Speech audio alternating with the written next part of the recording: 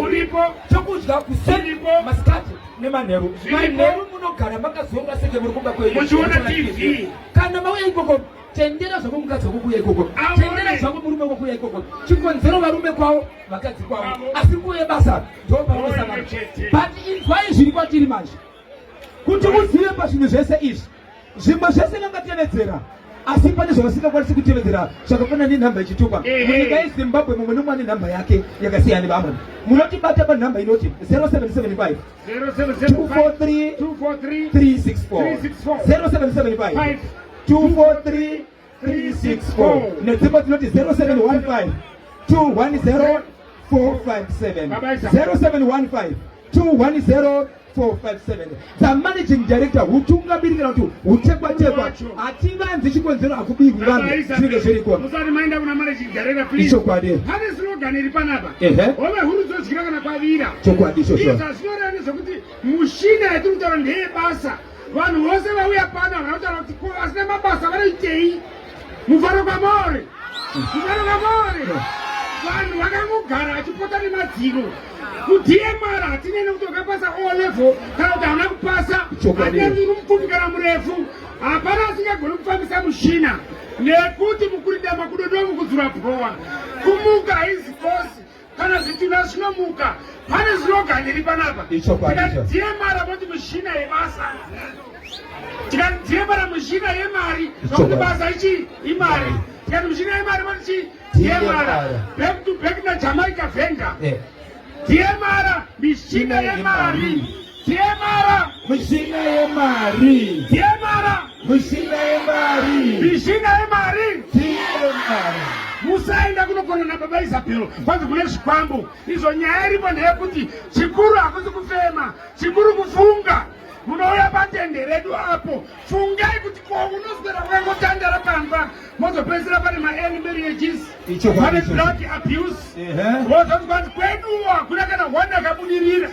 dhiemara ndokune mishina yemari vamwe mapepa muchawana apo mamuda kupa nhamba baisa ichigomani kwamadhekeni muri yeZimbabwe kakutandika tiri kuti isusu kana uchinge wauya kuDMR tine promotion atoti 50% discount muchina unobhadharwa $200 unouya kuzobhadhara 100 unobhadharwa $300 unobhadhara half yake kureva kuti mari yamanga muchigadzirira nditika yakuti ndiye munhu wani yakuchikwana vanhu vaviri uyai makasununguka zvenyu regai ndikuzivisei michina yatiri kutaura iyi tractor forklift bulldozer excavator dump truck front end loader grader backhoe loader mobile crane tipper truck net roller izvozvo michina iyo neimwe yakawanda isina kutaura asi tiri kuti isusu 50% discount uya vakasununguka chikonzero kana wabhatira vanhu kana varipo pano vari kuda kuti vaende kuDMR mukaenda patenderero apa mukabhadhara motokari dzekuda kutakurai izvezvi kuHarare makunotanga chikoro vakadzidza kudhara tinoita nonzi marefresher course unotenderwa kudzoka uchiuya kuDMR uchidzidza mahara mari yawakabhadhara kudhara ndiyoyo ende yahombe ndeyekuti michina yatiri kutaura panapa uchisvika paDMR ndopotanga kuona